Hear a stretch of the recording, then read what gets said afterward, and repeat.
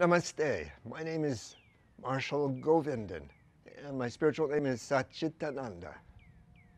For the past 50 years, I have been practicing Kriya Yoga, which is an ancient tradition founded by a great master in India. His name is Babaji, and he was made famous, and this Kriya Yoga was made famous by Paramahansa Yogananda in his autobiography of a yogi. The last few years I have been concentrating on publishing some literature with regards to the ancient teachings of yoga from South India in particular. For the past 25, 30 years I've also been teaching Kriya Yoga.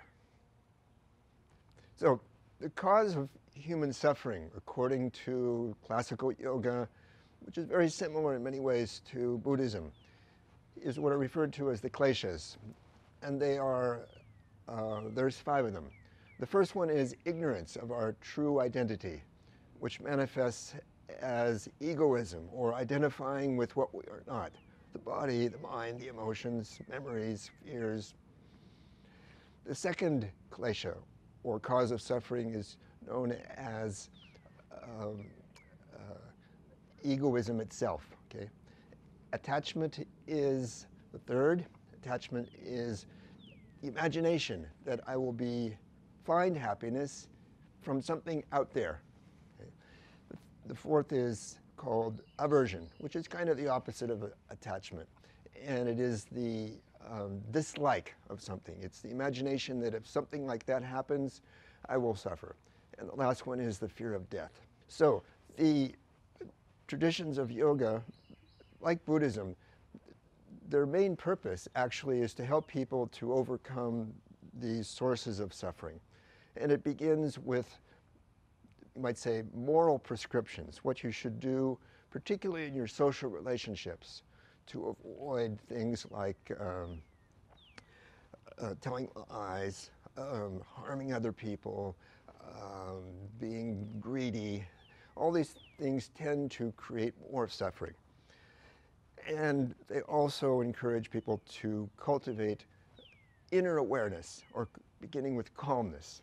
Because when you're calm, then you can see things much more clearly. Okay? So the practice of yoga is really oriented towards 2 things: attenuating or weakening the causes of suffering, and achieving what's called self-realization. And self-realization is becoming established in the awareness of one's true identity, which is not a thing. It's what we call the subject, or the seer, not the seen. So in relationship to the seer, everything is an object. Not only those things out there experienced through the 5 senses, but also our emotions, our thoughts, our memories. These are all things that we can witness. So the exercises of yoga, for example, to practice postures, okay, meditation, breathing, all these have the effect of weakening the tendency to become agitated, disturbed, what we call, and to become perhaps fatigued, doubtful, confused, and to cultivate what's called calmness or balance. We live in a culture today which emphasizes being an individual, being special, being better than others. A lot of competition as a result. And it emphasizes also acquiring and consuming things out there. So the yogic spiritual path actually begins when you are ready to be no one special, to experience nothing special. Because specialness, by its very nature, requires a separation, a division. And we are all fundamentally one. Right? So, to use an analogy, each of us in the egoistic state of wanting to be special is like a wave on the surface of the ocean, which emanates from the ocean and looks at the other waves and says, I'm bigger than you, or I'm more beautiful than you. So the process of yoga is a process of returning to the ocean and realizing our oneness with everything. And from that perspective, which is the perspective of awareness and consciousness, we find continuous bliss. The highest purpose of life is to attain self-realization in an integral manner. Self-realization can be defined as the permanent state of identification with your true self, which is pure consciousness, which has no beginning and no end. In most spiritual traditions, this is limited to a spiritual dimension of life. It does not include the intellectual, mental, vital, and even physical dimensions. But in the tradition to which I belong, which is a tradition from South India known as Siddhanta, the goal and the purpose is to make this an integral realization so that all 5 dimensions of our being are conscious, fully conscious of their true identity, and then can manifest their potential for perfection. As human beings, we are unique in that we have the ability to conceive of perfection, to see our own imperfections, and to devise means and apply ourselves to those means to go from imperfection to perfection. So we could say that the goal is siddhi, or perfection of our potential. The immortals do exist. Their goal was not to become immortal, however. Their goal was to completely surrender to the divine, to allow the divine to descend within them and to achieve what I call perfection, or siddhi. This first occurs in the spiritual dimension of one's being, where one realizes in an intimate manner the presence of the Lord. Not in a religious sense, but in the sense of a deep love or communion. So the Siddhas, or the immortals, refer to the Lord as love. They say, Ambu Shivam. Love is God. At this point, most saints look at the world, look at the condition of their mind and their body, and they say, I've had enough. I'm ready to leave. But a few decide to surrender at the level of the intellect, where there may be some tendency to hold on to intellectual beliefs, religions, forms, ideas, dogma, based on the culture in which they live. So they surrender that also, and they become a sage. So they're able to know things directly through intuition, through identity with whatever it is they want to know. They don't have to read a book. They simply concentrate on the subject matter, and they become one with it by identity. A few go even further to the mental plane, where they begin to surrender, allow the divine to descend and to manifest some of the potential that we have as human beings, such as clairvoyance, clairaudience, prophecy. These are faculties which are called the subtle senses. We usually use them only during dreams at night, when our eyes are closed. We're experiencing these subtle senses, right? This is part of the mental dimension. A few even surrender even at the vital level. The vital body is the seat of desires and emotions. It's the most problematic, most troublesome part of our existence. When they're able to surrender at this level, the desires and emotions, the vital body changes its allegiance from the ego. Because the ego is always looking for small delights, ways to interrupt its existential suffering by distraction. When the vital body shifts its allegiance to that of the soul, to that of our higher consciousness, the vital body begins to manifest potential for miracles, or what we would refer to as miracles. Materialization, dematerialization,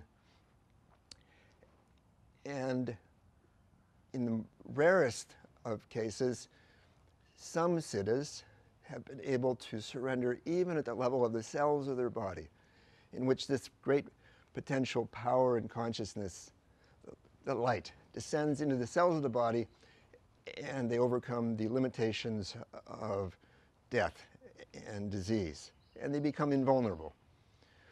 It doesn't mean that they remain forever on the physical plane, but they're no longer obliged to leave it because of disease. The Siddhas would say perfection in a diseased body and a neurotic mind is not perfection. Right? So this perfection, or this, you might say, immortality may occur with a body, and they remain for a long time. Some of the Siddhas have existed for even thousands of years. This has been well documented. I've written a book 30 years ago called Babaji and the 18th Siddha Kriya Yoga Tradition, and this encapsulates much of the literature that we've published through our research. Some of them will then leave the body, like camphor disappearing, and some will suddenly just merge immediately without even transforming the physical body. So this I'm sure sounds quite amazing to most people in the West.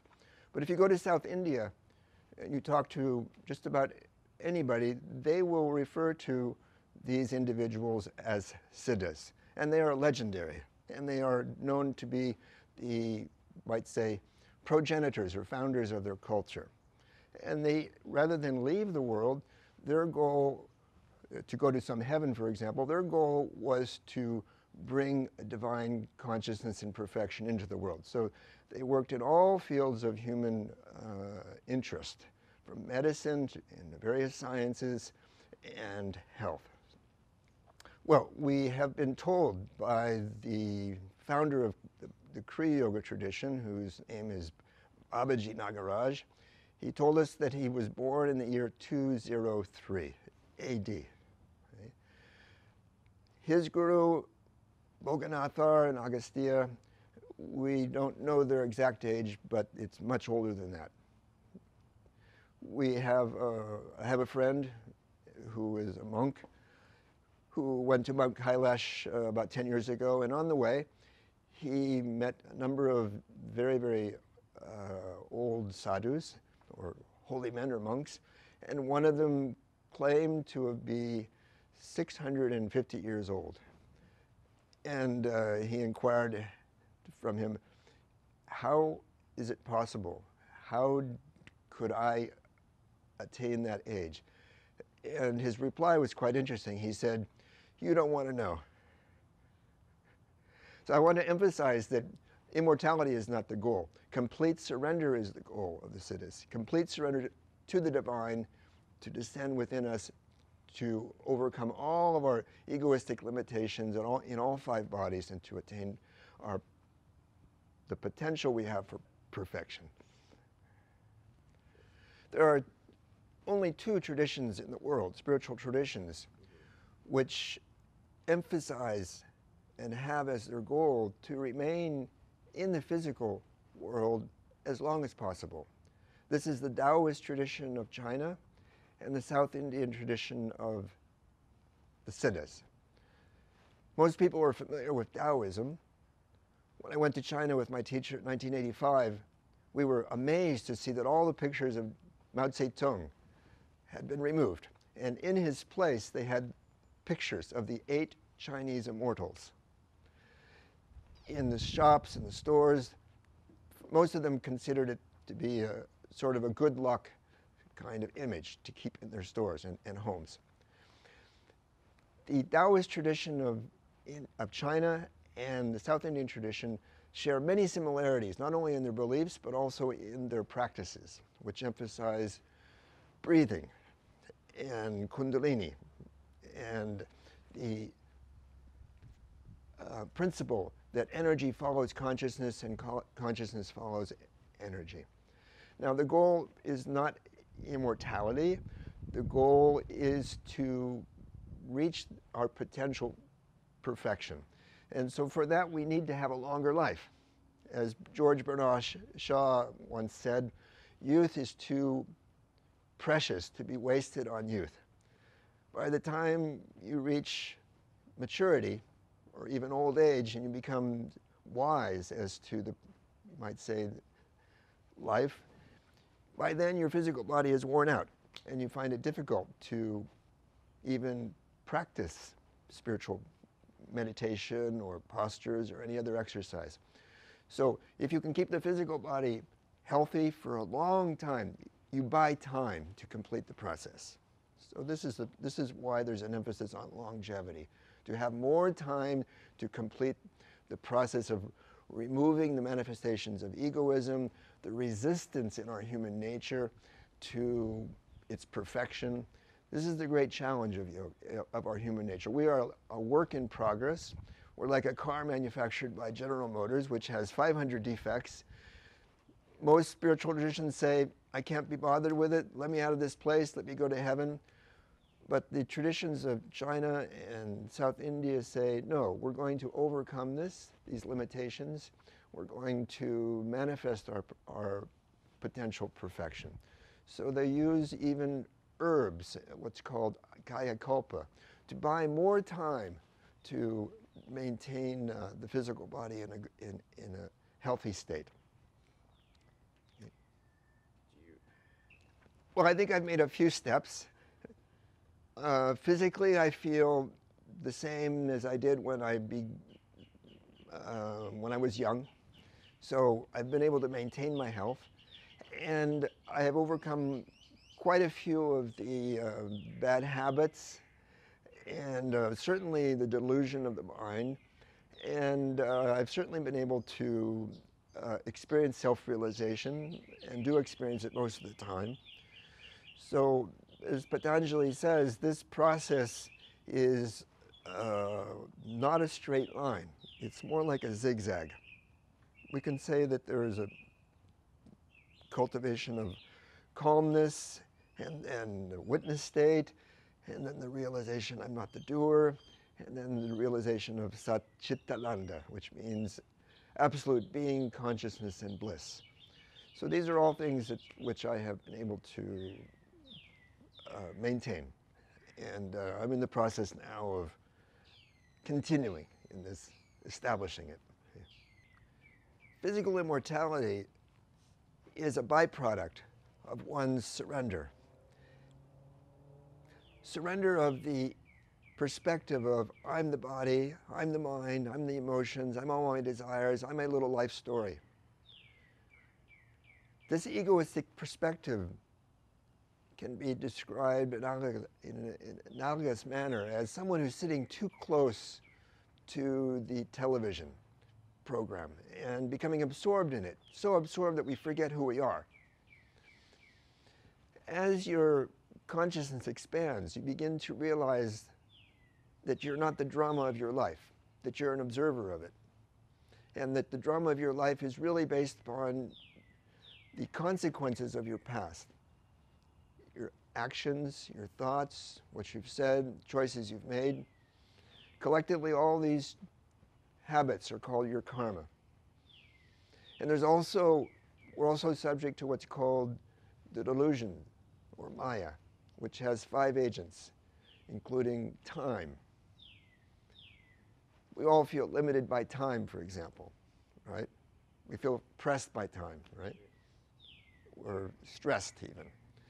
We're also subject to partial knowledge.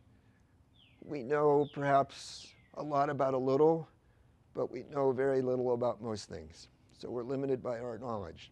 We're also limited by our power to get things, to accomplish things. We're limited by our desires. Our desires keep yanking us around. And we're limited by the consequences of our past, our karma. We're also limited by our human nature, its tendency to become agitated, dispersed, to become lazy, fatigued, confused, doubtful. And even when we find moments of calmness and balance, it's very fragile. It doesn't take much to disturb us. So our challenge with our human nature is to overcome the things which surround, you might say, our light body or our soul, okay? And that pure awareness which is always there. As we surrender to this higher consciousness, as our perspective changes, we're able to, one by one, begin to overcome these limitations. And as I've said earlier, the vital body, the seat of our emotions and desires, once it begins to change its allegiance, once you become enthusiastic about this process of overcoming pride, desire, egoism, fear, anger, your higher self begins to direct your practice. It begins to point out to you what you need to change, what you need to purify still. And so you say, well, my body is wearing out. I need more time. So you do exercises, you watch your diet, you take care of your health so that you can buy more time for this process. And of course, if you have an accident or you die from illness, the aspiration of the Siddha tradition and the Chinese Taoist tradition is not simply to go to some heaven. You may be looking forward to some respite from this life with all of its challenges, but eventually you know you'll have to come back. So there is the aspiration to come back in a situation where from an early age you can continue the process of becoming enlightened in an integral manner at all levels, not simply to remain out of this world, but to bring the divine into the world fully conscious with all of your human potential for perfection. The Siddhas experimented with technology, with techniques. Classical yoga was based upon realization that there is the seer and the seen, the subject and the object. And the object of our lives are distracting. So there's a tendency in classical yoga, which is defined by Patanjali, to remain apart from the world and to simply concentrate on meditation, concentration, going within, and keeping one separate from the world. The Tantric tradition developed subsequently with the realization that the divine is everywhere. And the word Tantra actually means web, and it's referring to that web between the material world and the spiritual world. So it's the web of means that we can use to maintain a spiritual awareness in the midst of all of our activities. So rather than saying God is not in this, God is not in this, God is not in this, the Tantrics say God is in this, God is in this, God is in this, God is in this. Both approaches are equally valid, both approaches are equally powerful, but in a modern materialistic world, the latter makes more sense because the culture, and we're all habituated to value material things. We need to find a way to bring our spiritual consciousness into our work, our play, our relationships. So the Tantric approach is what I think is most attractive to people and the best approach. And we find Tantra in India, China, and Tibet. Babaji's Kriya Yoga, which is what I practice, is a distillation of the teachings of Siddhanta, the teachings of the Siddhas. And it emphasizes a fivefold path, which includes asanas, postures for the physical body to create a firm, healthy foundation which maintains your calm perspective, right, without distraction from the physical body. The practice of the breathing techniques of Kriya Kundalini Pranayama, Kundalini being your potential power in consciousness, to awaken the chakras, these psycho-energetic centers corresponding to the various psychological states that we can, each of us, manifest. Meditation, the scientific art of mastering the mind, mantras, the repetition of silently of sound vehicles to awaken the intellect and intuition, and bhakti yoga, yoga of love and devotion. The most potential practice in Babaji's Yoga is Kriya Kundalini Pranayam and related techniques, because it follows the principle that of Tantra that consciousness follows energy and energy follows consciousness. Basically, what we're trying to do in this practice is to bring more and more energy into the higher chakras. They're a little bit like the channels on your television. They're invisible, you can't see them, but you know that if you change the channel, you get a different experience.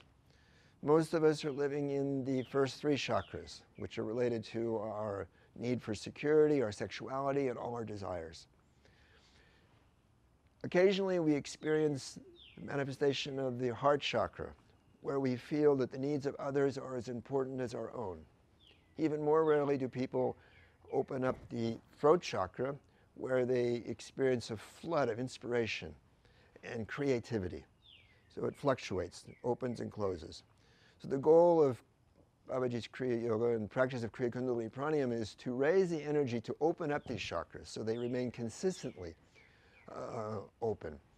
When your heart chakra is open, it's no longer me, myself, and I who's directing your life. It's your heart. It's your compassion and love for others. When the throat chakra opens, you are inspired and creative in all that you do. When the third eye chakra, the Ajna chakra, opens, you experience intuition and guidance from a higher source of intelligence, what Sri Aurobindo refers to as the psychic being, the voice of your soul, which begins to guide you in your life. And when the crown chakra opens, you begin to experience the presence of the awareness of the divine.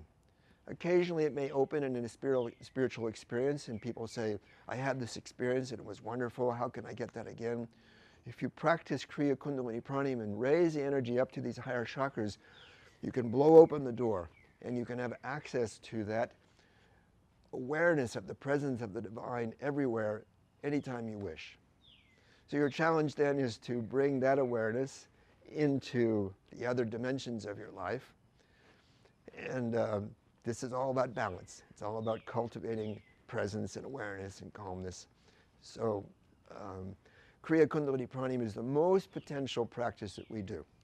And we find other traditions tend to ignore the practice of these this particular type of breathing exercise. There is a famous quotation, a famous verse in one of the most important works of the Siddha literature. It's called the Tirumandiram. Its author is Siddha, whose name is Tirumular. And in this verse he says, at first I despised the body. And then I learned to see that it was the temple of God. And I learned to take infinite care of it. This comes, of course, from the fact that, as in most spiritual traditions, the physical body can become a source of distraction with its desires, its physical discomfort, its habitual tendencies. It gets tired, it gets dispersed, it gets nervous. So traditionally, the approach of spiritual traditions is to starve the physical body of the food which will feed its desires, right? And that's why you have people living in monasteries. There's absolutely nothing that will feed their desires. In the Tantric tradition, we realized, however, that the physical body is our vehicle in this world. And we want to keep it healthy and balanced so that we can perfect our human nature in its potential. Where does the divine not exist? The Siddhas would say, God exists in you as you. He manifests through his 5 functions of creation, preservation, dissolution, concealment, and grace. Not just at a cosmic level or a universal level, but also each of us, we are creating things. Our lives have been created, and every moment of our life we are creating things. There's preservation, and we preserve certain relationships. We preserve certain attitudes, philosophies, principles that we want to maintain, physical things around us.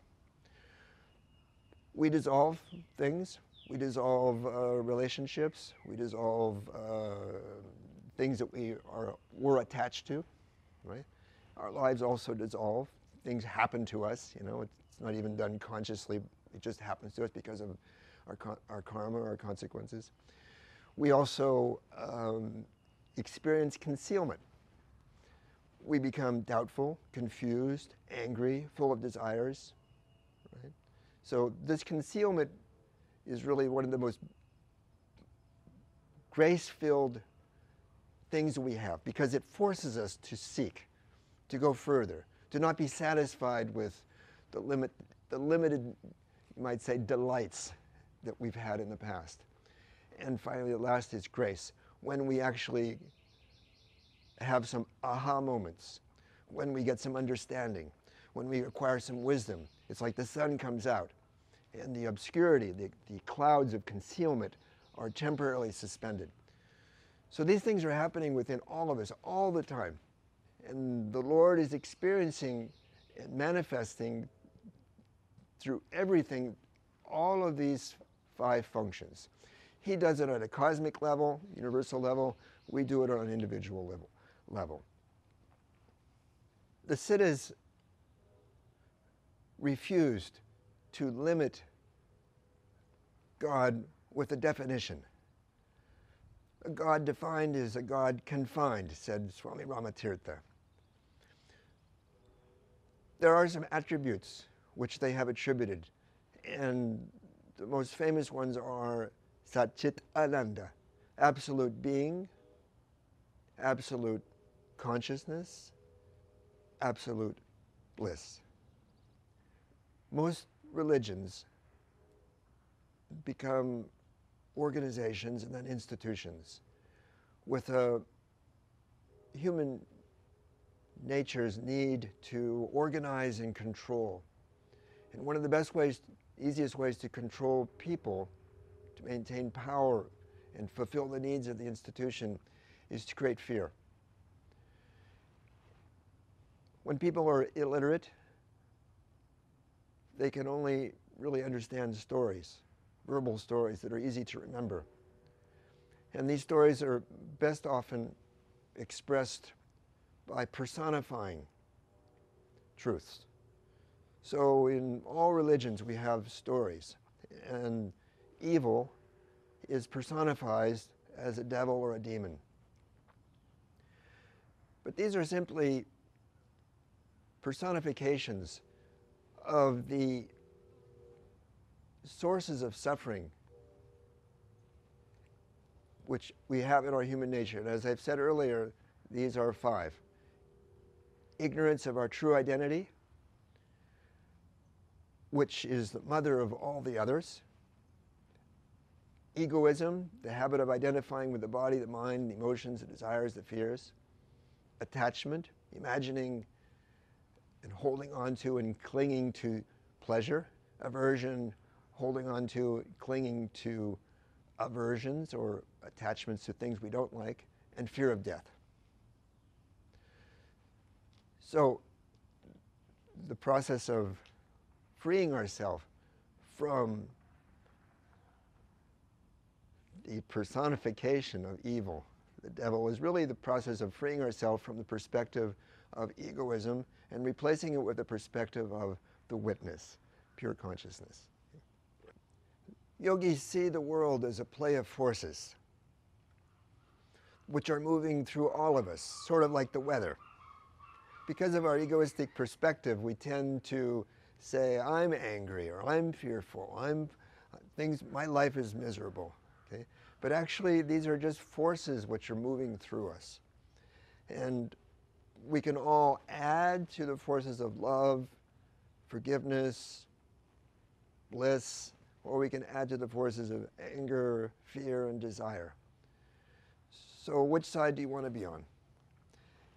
You have these forces working within yourself, so begin by working on yourself. That's the best thing you can do, help others. The light body is the experience which occurs when you become aware of what is aware. This is referred to as samadhi in yoga, or cognitive absorption, as samadhi is translated in the translation of the Yoga Sutras, which I've made. That is, most of the time there's a subject and an object, and the object is something out there that we experience through the five senses, or it could be an emotion, or it could be a desire or a memory. But can you turn your eyeballs around, in a sense, and concentrate on what is actually seeing? What is the seer? To become aware of the seer, consciousness itself. When you do, then you realize, oh, it's light. Okay? You experience it as light, and that's how it's often.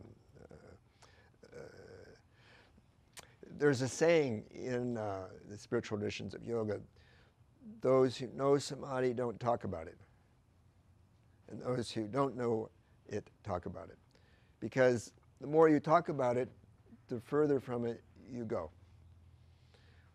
Words are like teacups trying to measure the ocean. So when you try to measure the ocean, of course you can't do that, and you only come up with sort of like you're pointing to something. Right?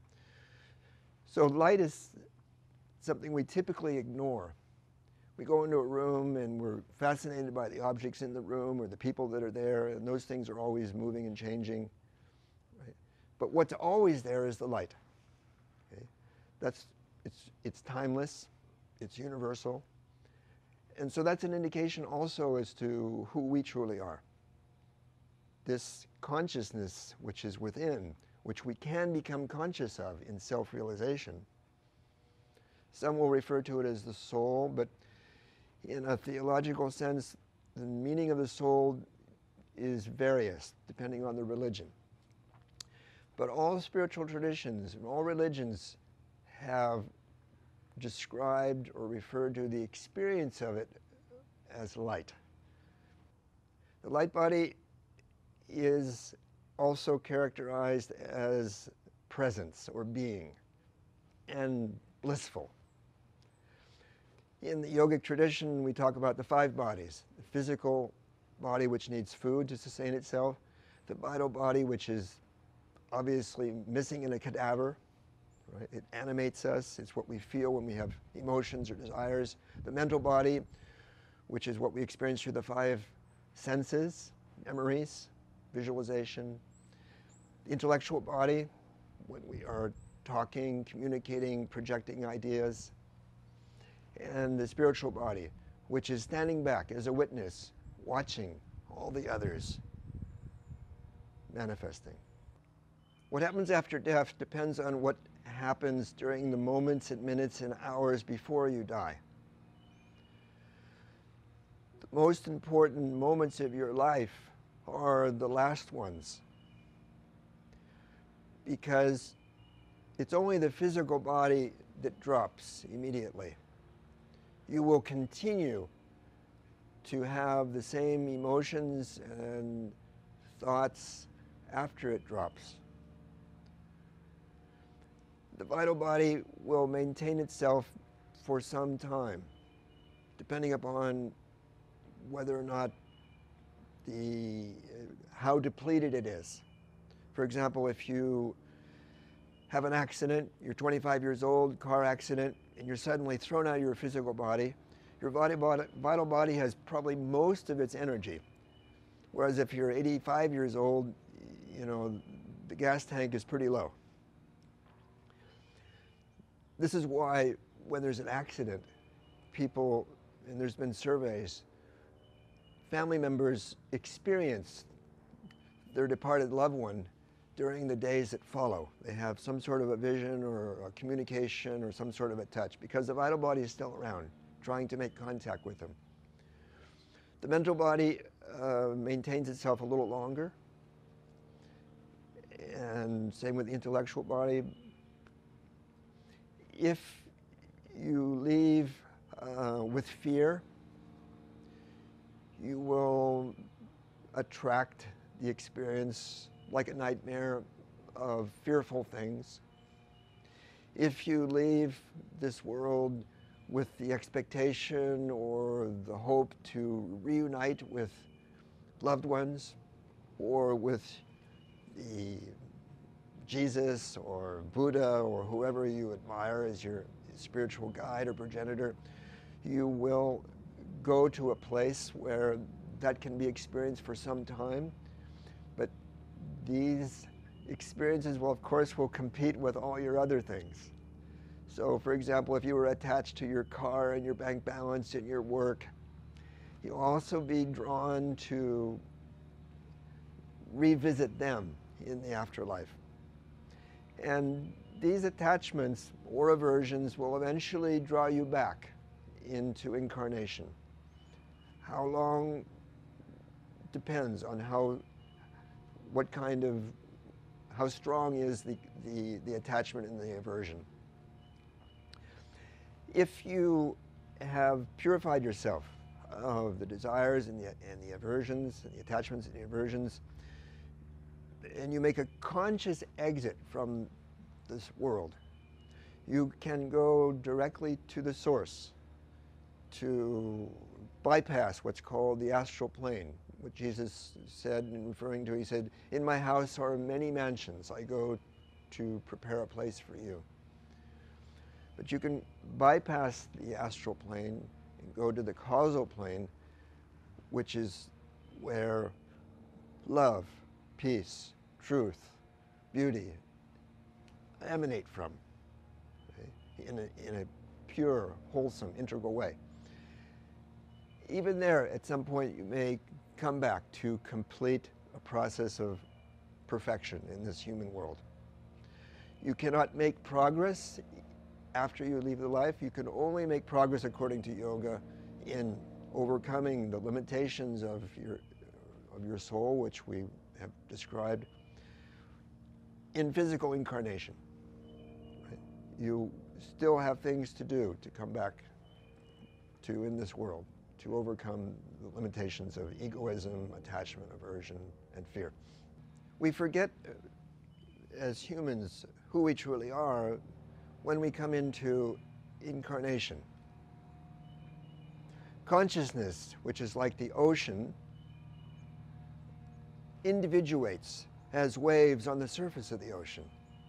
So also consciousness, which is universal, individuates in every living thing. We call this force of individuation egoism. It's not a bad thing. In fact, if we didn't have it, we would not survive very long. But it takes an exaggerated role in our life. It's a force of contraction of consciousness around things that we need to experience to keep our life going or to fulfill certain limited desires.